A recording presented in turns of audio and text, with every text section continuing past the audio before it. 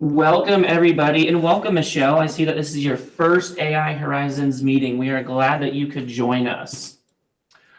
So for today's meeting, as always, we are recording this meeting and we are starting to use AI Companion. I believe this will be the first AI Horizons that we are using the AI Companion. So we are excited to test that out for this large of a meeting. But welcome back. I guess welcome back for myself. I spent the last week at EduCause attending a ton of AI sessions. A few folks here also attended. I think we can all say that there was almost too much AI down there, but there was a lot of good sessions that I hope we can report back on, either in AI Horizons or throughout the community.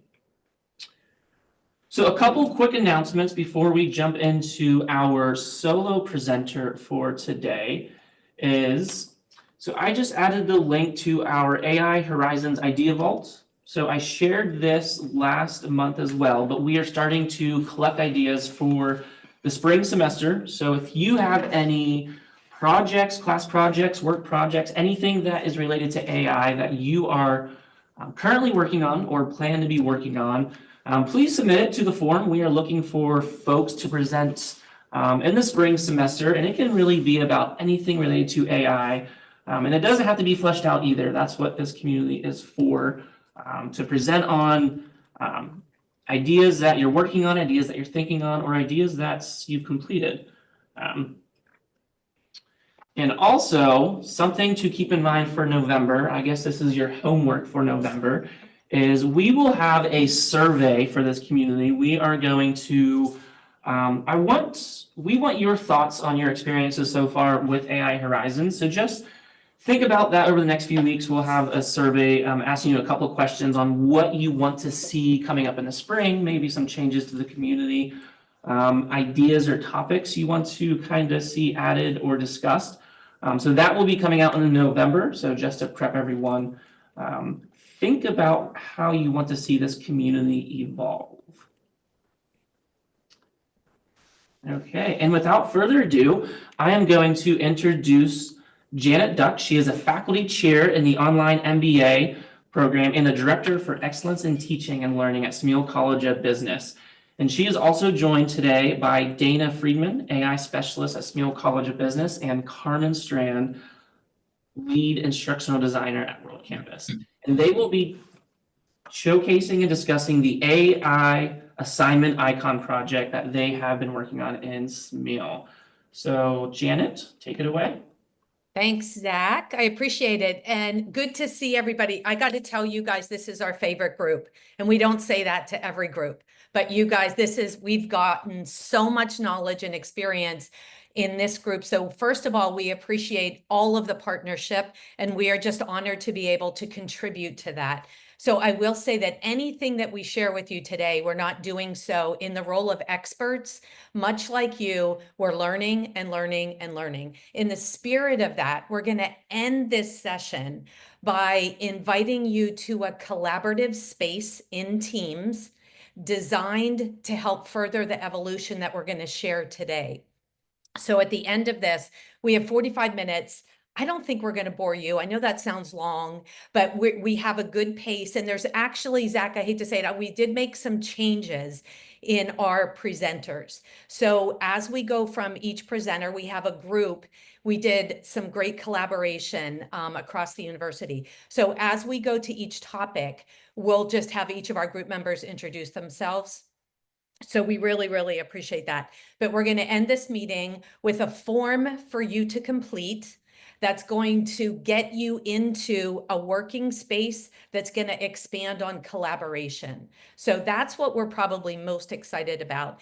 And we're going to share with you a toolkit that we have already been in place, and I'll share with you in the online MBA how we've moved that forward.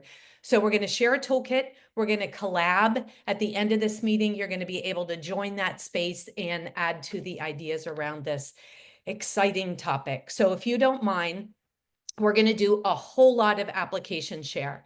So I'm going to move you into a PowerPoint presentation to begin with to lay the groundwork. And then we're going to come in and out of that, and each of the presenters are going to show their piece in some way or another.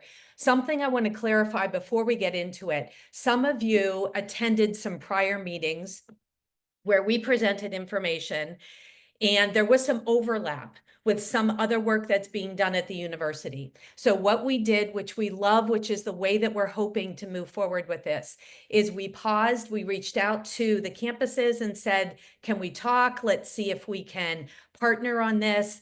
And Dani is with us here. The World Campus is with us. So what I love is that this is a partnership, and we did make some modifications based on the merging of ideas. So we love that. So that collaboration is going to be represented here, and we're hoping that that continues throughout. So let's go ahead and jump in. The team that I have with me today is going to keep their eye on the chat. So we're going to share a whole lot of information, but if you want to make any comments or have any questions, you can go ahead and put those in the chat, and one of us will be able to address those at some point throughout the conversation. So the first thing I'm going to do is take you into a PowerPoint presentation, and we're going to do some sharing on this. So welcome to some of the collaboration that we're doing with AI in this space. What we are going to share with you, we refer to as the AI Toolkit. Now, you may have heard that terminology at EDUCAUSE, but we're going to try to explain what the difference is and how we've already taken steps to implement this. So the toolkit that we're hoping to give to you to be able to collab and to use has 3 parts to it, or if you can think of it, 3 tools for you to use depending on where you are in your AI integration process. So the first thing that we're going to talk about, and Dani's actually going to talk about this, is the use and application of something we're calling AI icons. And I think some of you or most of you should be familiar with this, but we're going to show you how we expanded on this. The second, this is hard because we could have all kinds of good ideas around icons and blooms and all of that, but it's really about understanding how to help faculty embrace and adopt AI. So as part of this toolkit, it's not only the pieces around the icons, but about the process of what we did to help faculty embrace, still learning, AI adoption. So we'll talk with you about that and share that as well. I know at EDUCAUSE and some of the other models, you've heard this integration with blooms and AI. I think what you'll see what we're doing is really cool in providing specific ideas on how we're taking these icons into an applied approach to learning innovation, and we're going to share that. So all of these tools that we're sharing with you are part of and within the AI Toolkit working space. And this is what we're going to add you to if you would like to be added to, so that we can all kind of clarify and embrace and build upon each of these tools. So what we're going to do in this presentation is each of our team members is going to explain a little bit more about each of these tools. And then Dana Friedman, our AI specialist, is going to take you into that working space and show you what she has built as a framework and how we can collaborate in that space. Okay, so we're going to start talking a little bit more in depth about the use of application of AI icon. And Dani, I'm wondering if you can take moderating. Okay, I'm going to give you approval. There you go. It's all yours. Thank you. All right, thank you, thank you. So I'm Dani McCauley, to introduce as we each take our turn in this presentation. I'm an instructional designer with the Barron campus, and I am representing the work today of a group of instructional designers from the Commonwealth campuses that we, kind of at the foundation and actually co-currently with the other units. We were all kind of leaning towards needing something like icons to help faculty as generative AI came onto the scene. So representing that group, representing co-current work, and just want to kind of give some of the background of how we arrived at where we did with icons and sort of, just kind of pull that curtain back. And it was really reassuring to us as we, started to then share resources across other units at Penn State to realize other people were on that journey at the same time. We just hadn't started to talk to each other yet. But again, reassuring that we knew there was something that we wanted to help provide, like this toolkit, like these icons, to facilitate conversations for faculty with their students. So let me see if I can click. Yes. So as we know, generative AI came on in its current form as a great disruptor. And as an instructional designer and other units, we're kind of noticing similar things. We noticed that initially faculty certainly seemed to fall somewhere on a spectrum of acceptance, ranging from banning the use of AI to allowing student AI use, allowing students to experiment and decide sort of for themselves how they might be able to use it in their learning. But we also had a lot of faculty that fell what I would call in this murky middle, that they weren't quite, they didn't want to say absolutely no use, but they also wanted to provide a little bit more concrete guidelines to say you can use it, but I want you to use it in this way, or but I don't want you to use it in a certain way. And so thinking about this spectrum and how to help kind of get into the middle of this debate, we wanted to ensure that there was a way to have range and nuance to the conversation and not let it just sort of have these two camps at the two outer edges. And so to help, what we did is tried to create some icons that could help decide and again communicate to students where they might fall on their AI use in a class, on assignments. So I'll come back to these, but these icons were what we had sort of conceptualized in regards to having a tool for faculty. And so let me keep going. And thinking about this, and again, some of that foundation, if you're, kind of wanting to understand and where our kind of heads were, we wanted to further support, again, why it was so critically important for the faculty individually to have conversations with students. And so if we look to a recent survey from Inside Higher Ed, it's one of their student voice surveys that they do periodically. This particular one was from May 2024.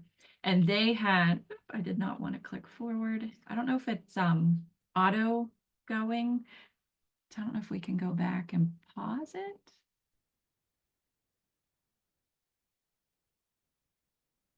Let me keep going. I apologize that it does keep kind of jumping ahead of us. So again, this survey, a question that they asked of the students, and these were over 5,000 college-age students from 2-year, 4-year institutions, students from various socioeconomic backgrounds and levels, as well as online and in-person students. So it was a wide variety of college students that they surveyed.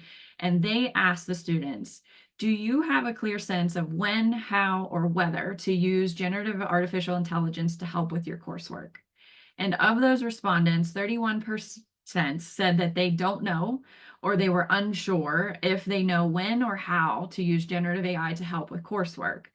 And when they further looked at that 31%, they realized, and they had students say that the ones who did know, so sorry, it's the other half, the ones who did know out of that question, the students said that they knew because it came directly from their faculty and whether to use it, how to use it, and appropriate uses. So again, we're pointing to and seeing that critically foundational to students being confident and being willing and open to using AI, it does come from those conversations with their faculty. And certainly whenever I think about the 1/3 of students who weren't sure, can I use it? Should I use it? How do I use it? I think that it's just critically important for us in our roles to realize that we can really have a heavy hand and a good hand in helping to guide our students. And so I think too that in higher ed, we don't want to allow there to become an AI literacy gap. And so we have, again, an opportunity to kind of step into that and help ensure that there's a little bit of equity, if you will, and certainly some standards that are out to help students develop their AI literacy. So I'm going to click, hopefully it doesn't jump ahead of me again. And so again, the importance of this toolkit that we want to help share with all of you is we want to support transparency with you and your students. Students absolutely need to have a clear understanding of the expectations of their instructors.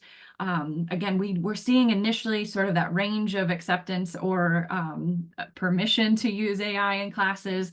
And so if you think about any one student in any given semester, they may encounter 5 different faculty with 5 different expectations of whether AI can or cannot be used.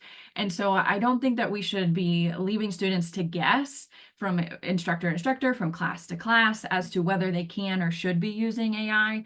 And so again, that's where it's really important to have that transparency, have conversations, and from individual instructors. And again, the research has proved and shown that clear expectations, just in general, not just related to AI, but those clear expectations that we can create in our classrooms can increase students' academic confidence, increase their sense of belonging, and also it does, actually help their mastery of skills. So while that may feel counterintuitive with AI for some, just again, that transparency and expectations and how to complete coursework, and the best way is to have faculty, help explain that and share that directly.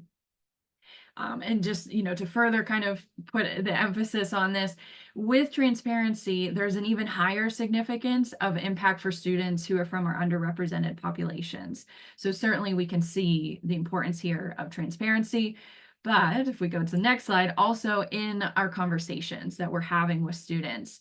And so while we know time is always limited in the classroom, we know that it feels like there's never enough time. We still think it's so critically important to take the time to have a conversation or to use these types of tools to help communicate expectations, whether again, that's at the beginning or revisited throughout the semester. Currently, we don't have any type of umbrella kind of university-wide expectation for AI use or non-use in the classroom. So that's why it's so important as an individual instructor to communicate those expectations to students. And so similarly to many other course policies that are customized to you as an instructor or to your specific course and course to course, one logical place, of course, is in the syllabus. Again, that can help support too if there's any future concerns about academic integrity, if there's been a violation, if you have that policy or some icon or something in your syllabus that you can point to help guide that conversation. And then also, this can be supplemented with assignment level expectations or using icons, which we'll talk about more at the assignment level. So, and thinking about this big picture, again, we wanted to help provide a tool, and it's part of the bigger toolkit that we're talking about today. And so for us, what we sort of put together was a generative AI acceptable use guide for students. And let me see if I still have the link in my saved. I do not. When we transition speakers, I'll put this link that you see at the bottom of the screen into the chat so it's easy for you to get to. But essentially what you're looking at is a full version of how these levels sort of work in like together essentially. And so what we did want to emphasize at the top with this particular set of icons is ethical use. And so we provide mostly just language around that in terms of ethical use, but that ethical use goes across whether it's full AI use, moderate, limited, and then of course we do have the icon for no AI use and that guiding language that you can use in conjunction with the icons. So again, I don't want to take too much time because we want to make sure we can get through all the elements of this full toolkit. This is just one element. Again, these icons. What I will be sharing with you is a link to a website where you can find this image in a PDF. So then you can, kind of zoom in and take a little bit closer look at the text. What's also on that page are some kind of instructional videos, if you will. It's a similar version of this part of the presentation. The other thing that's really good, or what we like about what we can provide to you at this website, are example assignments. So we have some assignments that hit at each of the levels, and so you can start to see that nuance across the levels. We also have copyable HTML. So if you're working more in Canvas or online, you can copy HTML of these images to place in your course, to place in your syllabus. or two, we have just the direct images that you can copy paste. And so more to come, but I'll share that link. And so again, the start here and what we wanted to share is the first piece of the toolkit are the icons that we have here. That's part of this generative AI acceptable use guide for students. And so now I think I'm passing it back to Janet, and let me give her back control if yep, I need to give up. And she's going to take us into the next portion.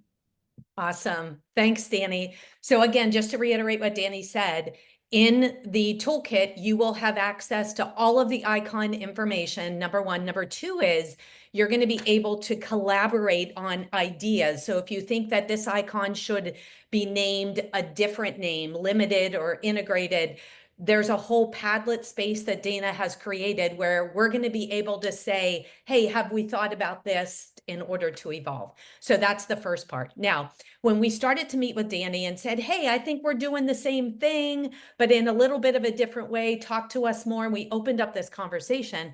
One of the things that we talked about is, how about adoption? How's it going? And this is where Dani and her team said, I don't quite know, like that's not really, they're in the instructional design area.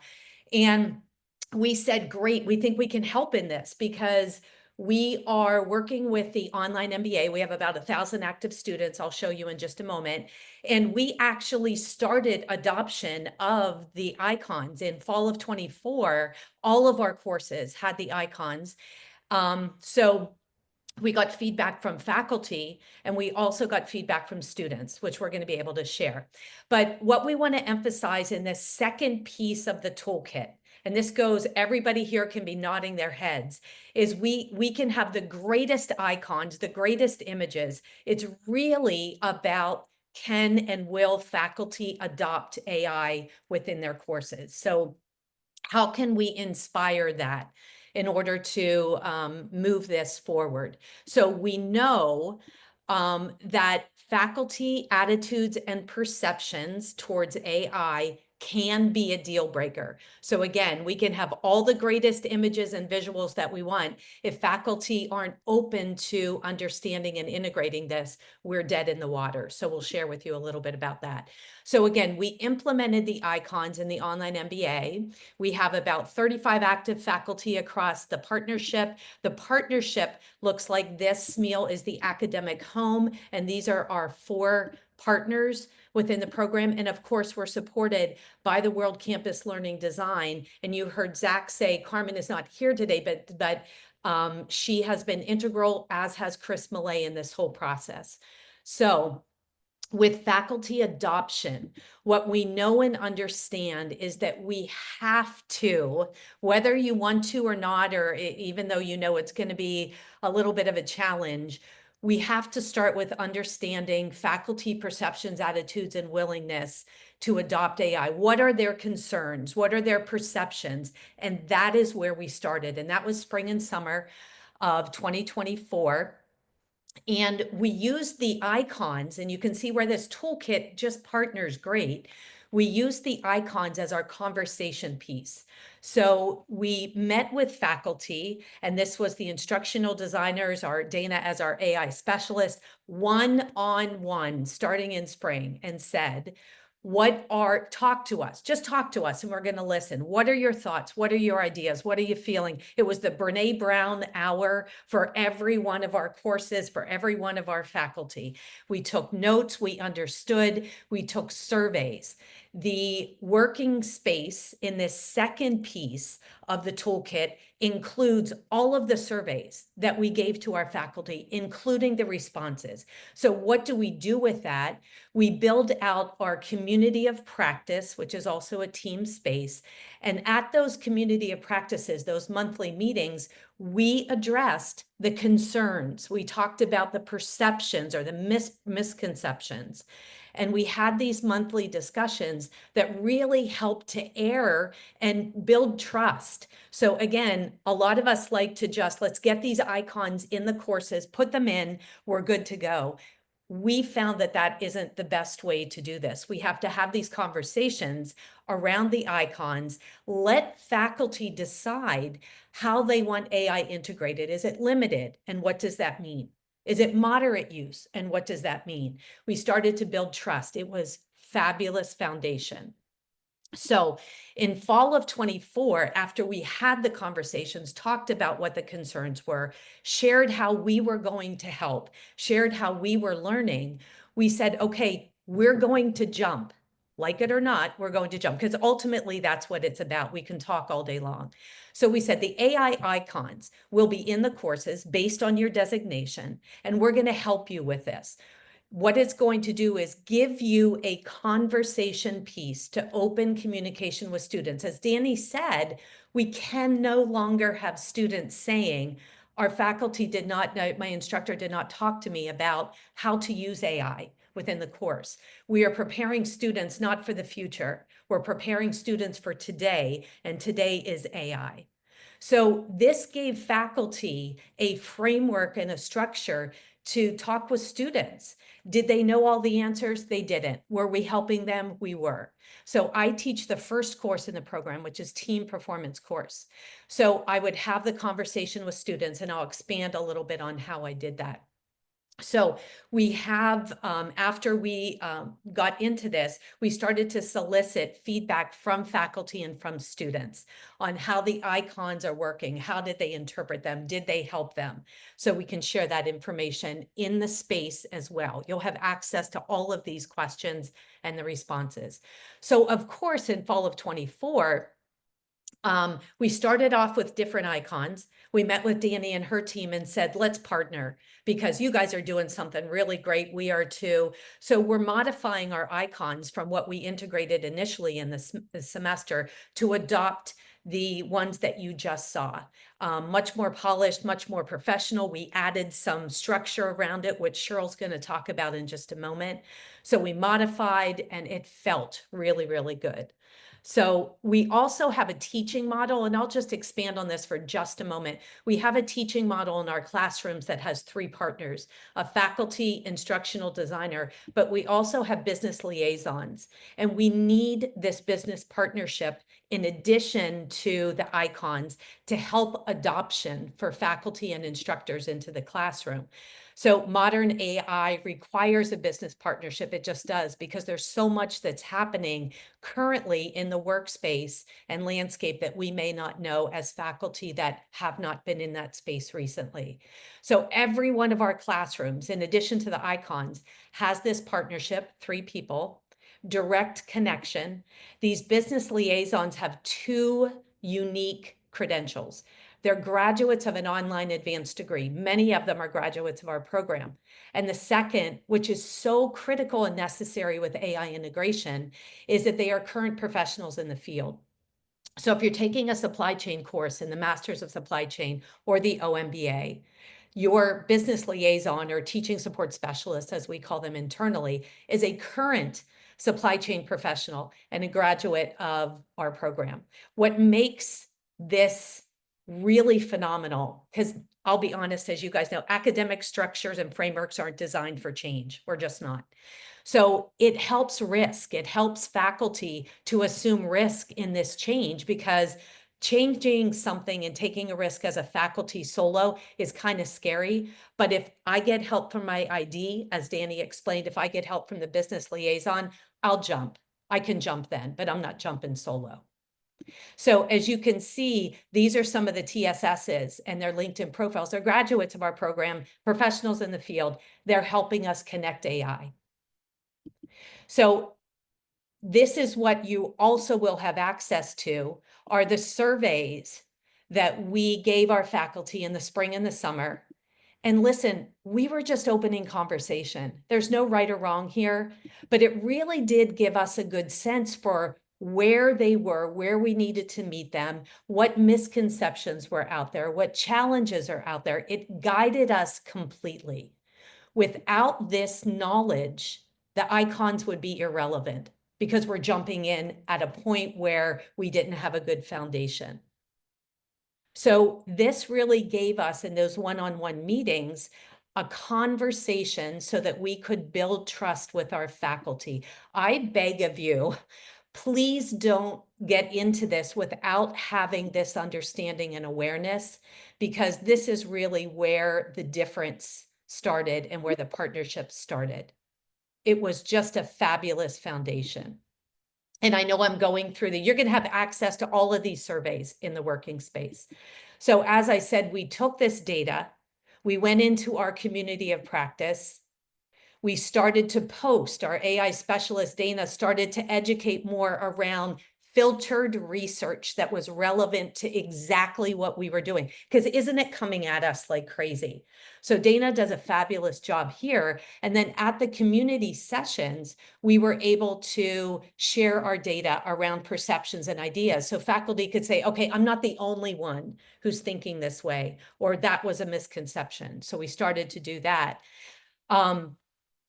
The last thing I'll mention, a lot of information here. Dani said that we have those main icons, and then we also have some icons that are assignment based. So we're going to share with you not only the broad level icons, but you have access to more specified AI assignment icons. So in my course, when we act as team consultants, I have specific icons and I talk with them about what that means. And we've developed something that Cheryl's going to show you in just a minute that's going to be fabulous. This is a different course, our accounting course. So students start to understand, okay, it's the same icons, but I can use different icons in different ways. And the faculty were able to explain why. Why can you use icons in this way, or why can't you use? This was our managing supply chain course. So again, faculty are able to have this conversation with students now because they have a framework. So the third component, so much is our second channel is all about surveys, attitudes, willingness, perceptions. You have access to that. But here's the thing, when I talk to faculty about that team consultant project and, okay, you can use these icons, their question was, well, how? How do I use AI to, do this assignment? What exactly do I do in AI? What questions do I ask? So we started to build out the third component of the AI toolkit. This is so fabulous. And this is about elevating blooms with a generative AI approach to learning innovation, and more about how. How do I do that? This is the third space. So with this, I'm going to hand it over to Cheryl to share with you what we did here. Thanks, Cheryl. Let me just give you, there you go. Great. Thanks so much, Janet. So as Janet said, my name's Cheryl. I'm Cheryl Horten. I work alongside Janet as part of Smeal as her academic coordinator. And this has been such an exciting project to be a part of. So like Janet was just telling everybody, we get to a point now where we realize that the students are feeling more comfortable with when it's acceptable to use it, when they're following all of the guidelines of the course, but now their question is, how do I use it? So we're recognizing this need to build that bridge now over to beyond yes, you can, or yes, you can to some degree, to what does that look like? How can I use it? How can I use it responsibly? So that's where we go next. And this is what we are going to be hopefully collaborating with a lot of you on going forward. What we have is we've come up with a way to elevate blooms, to add another dimension to blooms beyond just, a lot of us have seen what Oregon did, where Oregon added the general AI learning supplement, right? But now, again, we're saying, yes, you can, but how? What does that look like? What does the student need to know? And equally as importantly, what does the instructor need to know? How is the instructor going to use it? So as you can tell, there's a lot of different working pieces happening here. There's a lot of different pieces going on where you're trying to identify how are we as instructors creating good assignments, good assessments that are within the appropriate levels of blooms, also allowing our students to engage in AI with those. Also, then what do we tell our students? How do our students engage with AI to get the most out of that assignment? I noticed in the comments someone had said about students using it as a tutor, and that is Probably one of the easiest and safest ways to tell our students, absolutely, you can use it as your own personal tutor. And when you do that, we can tell our students, when you use it as a tutor, tell it it's not allowed to give you the right answer. Tell it it has to ask you questions to help you get to the right answer. And there's very specific pieces of those prompts that are going to allow for the students' learning outcomes to really be amplified. And that's the goal here. So in what Dana's going to show in just a moment, which is our collaborative space where we're working on all the collaboration together, it's very helpful for us, as I'm sure many of you, to understand, to begin with the end in mind and understand what we're working towards. So considering this, what we're working towards then is you're going to have a model that you can come in, you can look and say, okay, I want to see about using blooms in that understand level, right? How am I going to use AI within this level to get my assignments where I want them to be? Or what am I going to tell my students then? What prompts am I going to give my students and say, this is an acceptable approach to this assignment? So here's just an idea. Again, this is a framework just showing everybody the end in mind. This is what we're collaborating on to come up with all of the pieces that go into this and to really work together, since we're all kind of on this landscape together. So in this concept, looking at understanding, there's going to be prompts for the instructors to use as far as what the instructor is putting in there. In this case, the instructor could say to the generative AI platform, in your own words, explain the differences between formative and summative assessment, give examples of when each would be used in an educational setting. But then also, like, you could have the students prompt would say, explain the differences between this and this with giving me examples of those. So again, just sort of examples for different ways that we're hoping to take this. Those icons that Janet was showing you just a moment ago, then ideally we could even align those icons to the different levels, to the different assignments, to the different prompts, ultimately allowing for the students to reach a different level of outcome, a different level of learning with each of the assignments that they're working with, and hopefully giving everyone an overall better learning experience. So with that, I am going to have Dana, I can actually stop my share because Dana's going to do her own share, and we will have Dana take you into the collaborative space so you can see how we're all working together across campuses to make this happen. And I think, Janet, you actually have to stop the share. Yeah.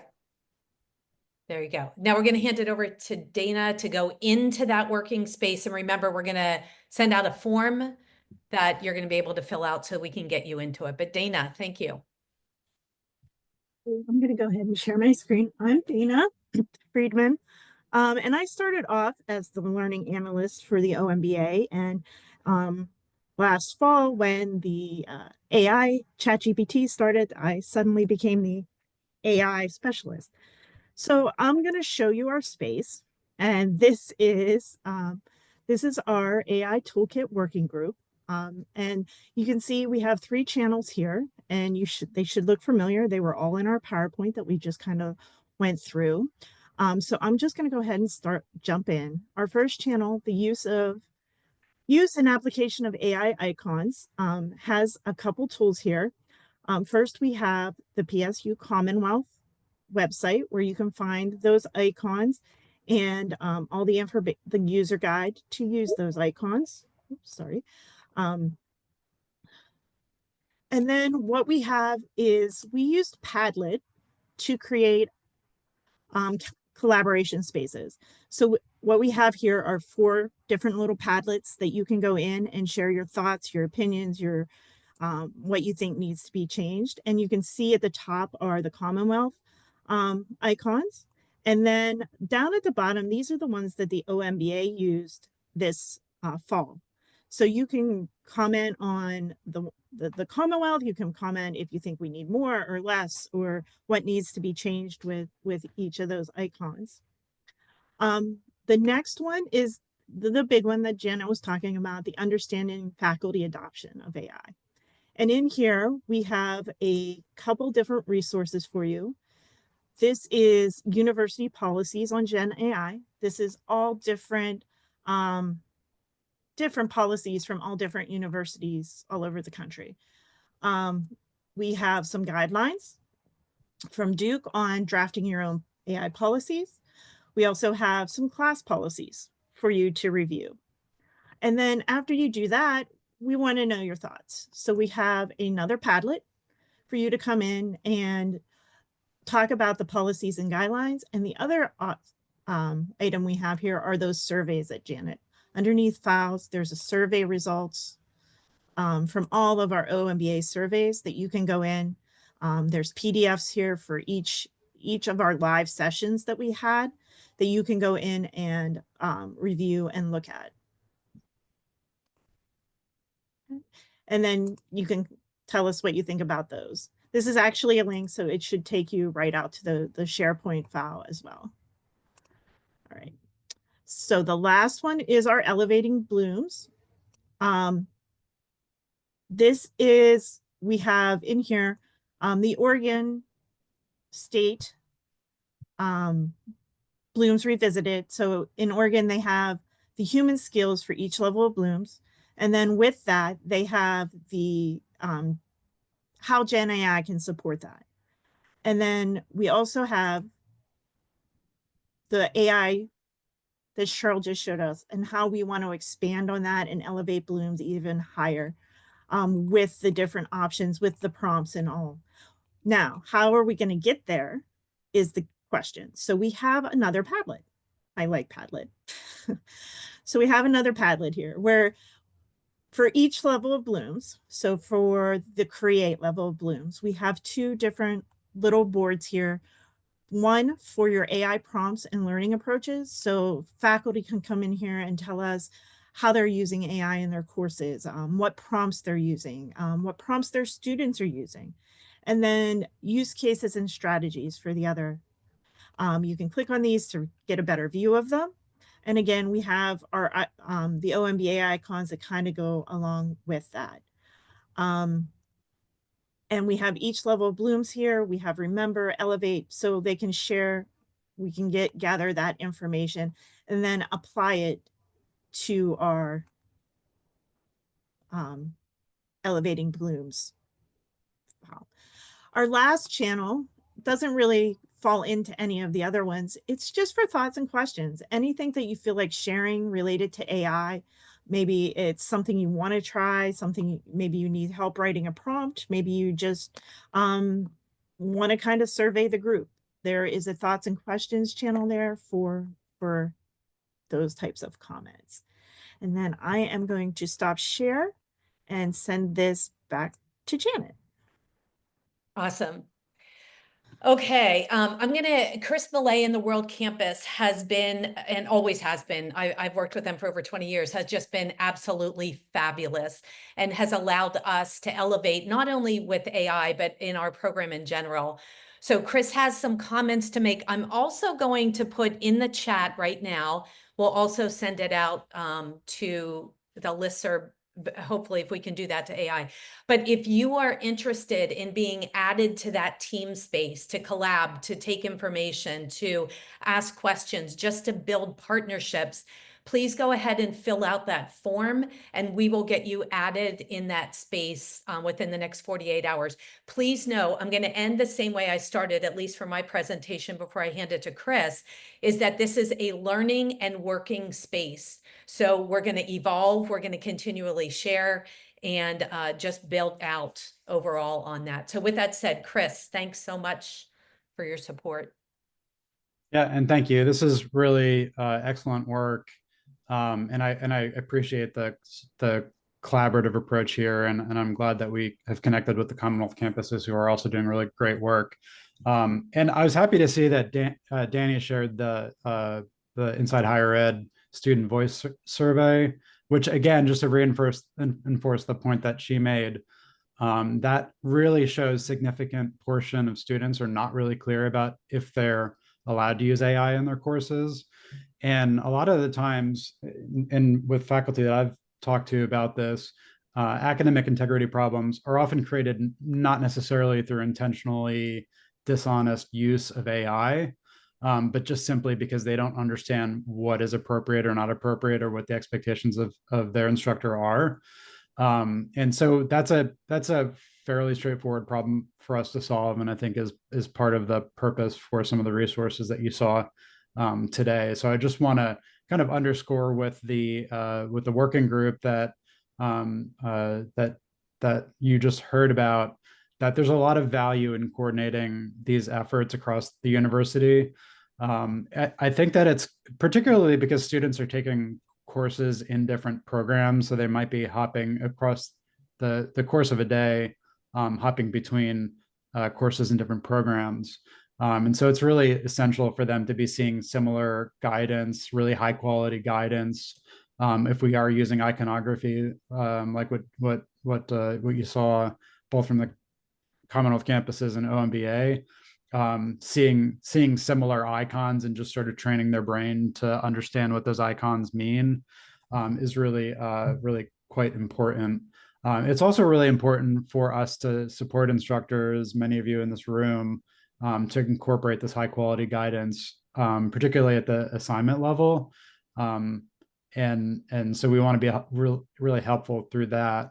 And lastly, I'll just say that this coordination, a lot of what we did with the OMBA is probably of general value. Maybe some of it reflects the values of that particular program. The Commonwealth campuses may have certain values within their context that those icons are reflecting. I think through coordination, through getting folks from different programs more involved, it will ensure that this evolves into a common resource that reflects all those disciplinary differences. So your involvement is really important, and the value of having a sort of a single resource that everybody's drawing from is really important. So I'll stop there, just because I know some of you probably have questions, and the chat has been really great, lots of engagement going on there. But I just want to encourage you, whether or not you have time to engage in the working group, we'd be happy to see your participation there. But also just sort of paying attention to this space, and as we more broadly release the icons and some of those supplementary materials, the resources that we talked about, that you start thinking about opportunities to adopt those within your own context. So we're looking forward to expanding this collaboration, and I think it's a really great benefit to the university and some of the challenges that we're seeing around AI. Awesome. Thank you, Chris. Okay, so after we did a tech presentation, I put the wrong link in the form, and it's breaking. So let's do this so that we get you in the space. Let's start from scratch. And what I'm going to do is get the correct link. Zach, could you please send the link out to everybody via email in the AI Horizons listserv? Yes. Okay, so if you guys could, let's start from ground zero. So if you completed it, my apologies, that's my fault. We're going to send it via email. Please fill out the form as if it were ground zero, and we'll get you in. Okay, thank you for that. My apologies on it. It's right at about 11:20. I tried to, thanks, Amy. I tried to answer most of your questions. I think I got them in the team space. Let's use that instant messaging if you have additional questions or concern. Hopefully our intention to end here was to collaborate and to really, this is such an exciting time, but it can be a bit overwhelming. And we're hoping that the space helps to focus and really helps to give you and your faculty a toolkit to be able to jump and start this application. It's really the only way that we're going to be able to learn and grow in this space. So we're honored to be able to do this. And Zach, thank you for asking us to present. We appreciate it. And we love your hat. Sorry, I wasn't. Thank you.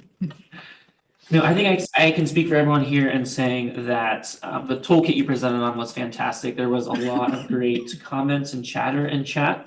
So if folks haven't yet read through the chat, do that, because there's a lot of great information in there.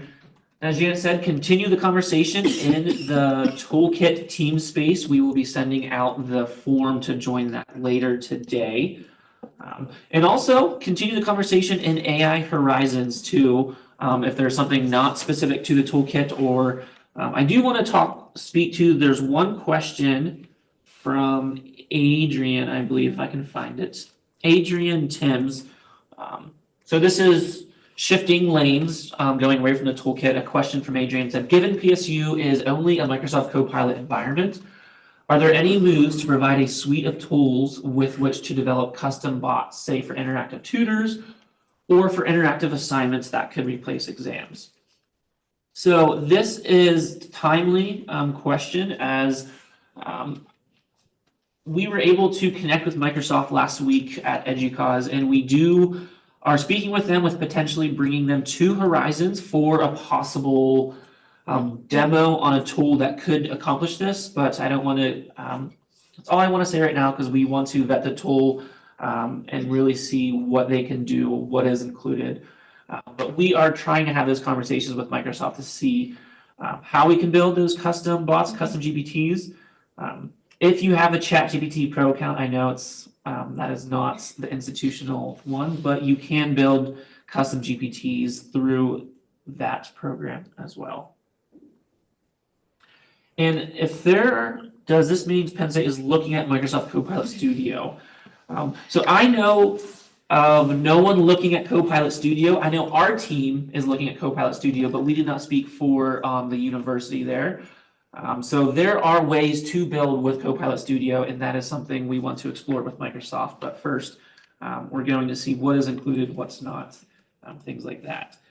But that is available to purchase individually at Penn State at a department level. I think the cost, don't quote me, but it's $30 per person per month. So yes, there are ways there, and hopefully, well, as everyone knows, AI continues to evolve with the programs, the software, and the pricing models too.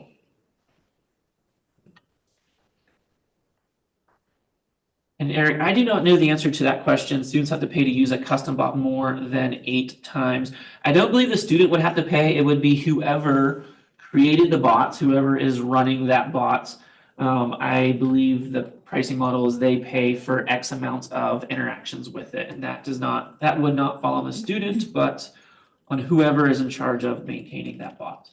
What I meant was that if the student has a pro account, then it's not limited, but it's because when you create custom bots in ChatGPT, it uses the paid model. So you need to have a professional account to use more than a limited number. And I don't remember if it was like 8 or 12 or whatever, but it's a very limited number of interactions that you're able to use for free.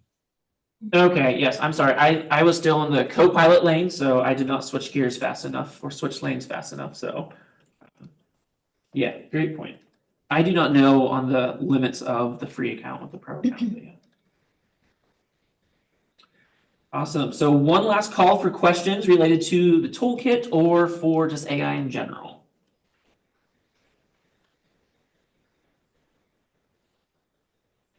Okay, well, with that being said, I will close out today's meeting. Thank you all for joining us. And as Janet and everyone said, let's continue the conversation in our team spaces. Thank you all. Thanks, everyone. Thank you.